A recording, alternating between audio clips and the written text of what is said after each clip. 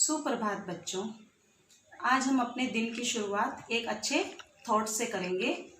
मेरा आज का थॉट है, if you are feeling down don't stay there, do something. If you are feeling down don't stay there, do something. बच्चों, मैं आपको इसका अर्थ बताऊंगी कि अगर आप कभी भी डाउन यानी नीचा फील कर रहे हैं कि मैं तो वो ज़्यादा पढ़ने में अच्छा है, मुझे कम पढ़ना आता है, या मैं ये नहीं कर सकता, तो आप मतलब अपने आप को डाउन नीचा फील कर रहे हैं, तो आपको क्या करना है, वहां पे नहीं रहना है, उसके लिए कुछ करना है। अगर आप नीचे हो तो ऊपर आने के लिए आपको कुछ करना पड़ेगा ना, तो आपको कुछ करना पड़ेगा।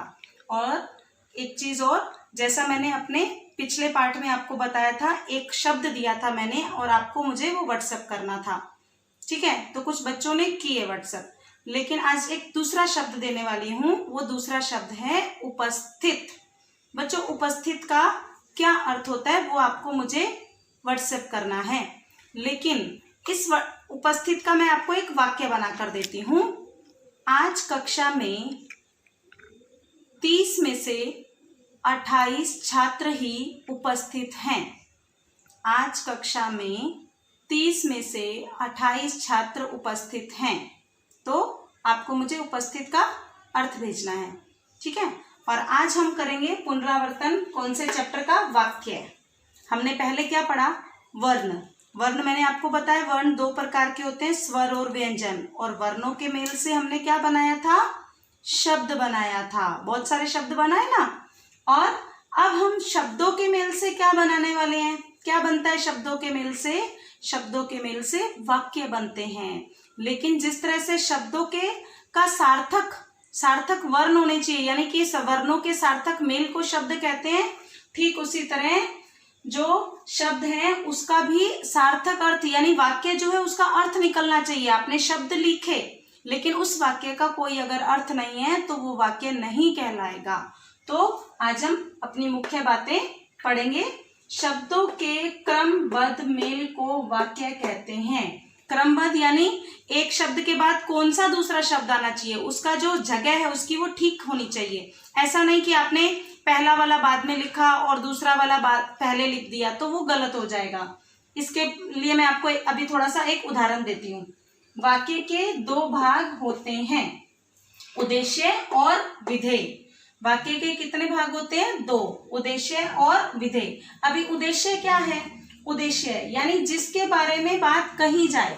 अगर हम किसी के बारे में कुछ डिस्कस करते हैं तो जिसके बारे में बात कही जाए वो उद्देश्य होता है, ठीक है।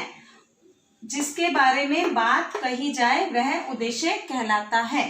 इसके बाद है उद्देश्य के विषय में जो कुछ कहा जाए। अब हम डिस्कस क्या कर रहे हैं, क्या बात कर रहे हैं? उद्देश्य के बारे में, तो वह विधेय कहलाता है। उद्देश्य के विषय में जो कुछ कहा जाए वह विधेय कहलाता है। अभी बच्चों मैं वापस से इसी अपने उस पे आती हूँ, शब्दों के क्रमबद्ध मेल। क्रमबद्ध यानी मैंने यहाँ पे दो एक वाक्य लिखे हैं।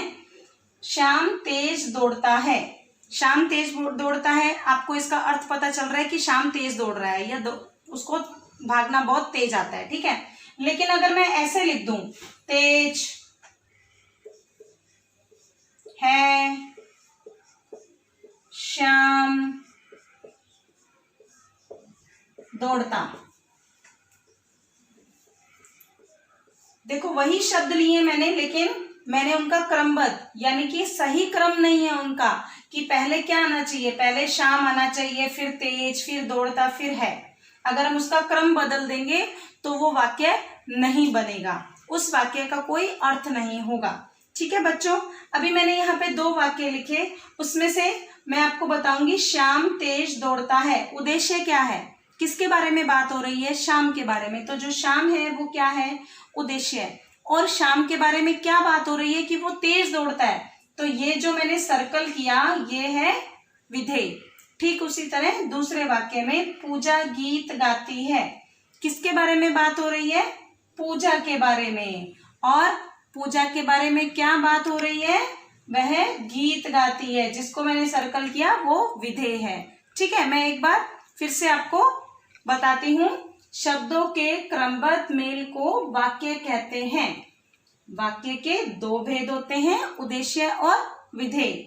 जिसके बारे में बात कही जाए वह उद्देश्य कहलाता है और उद्देश्य के विषय में जो कुछ कहा जाए वह विधेय कहलाता है।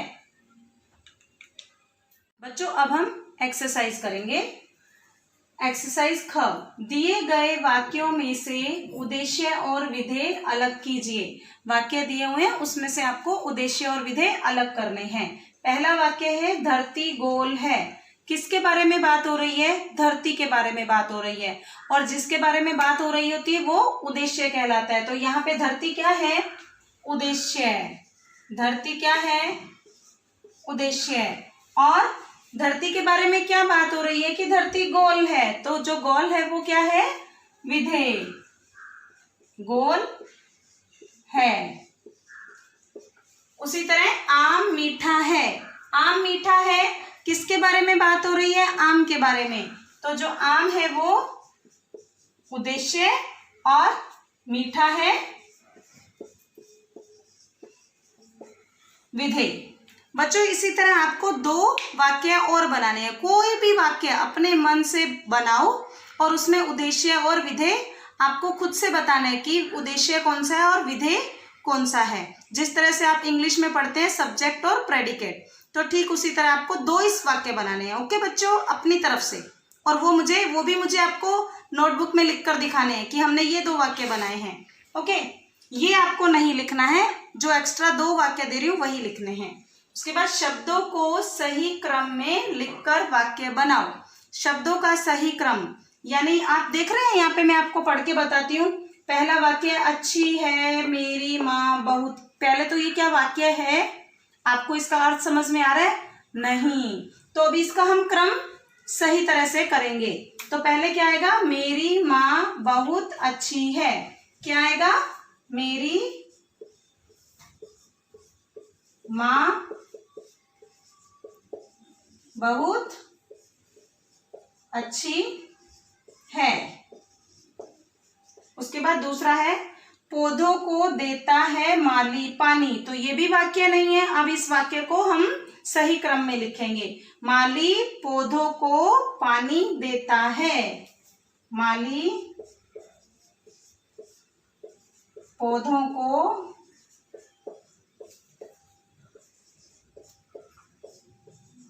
पानी देता है। उसके बाद है सुंदर होता है सुंदर का गुलाब फूल। इसको भी सही क्रम में लिखेंगे। गुलाब का फूल सुंदर होता है। गुलाब का फूल, गुलाब का फूल सुंदर होता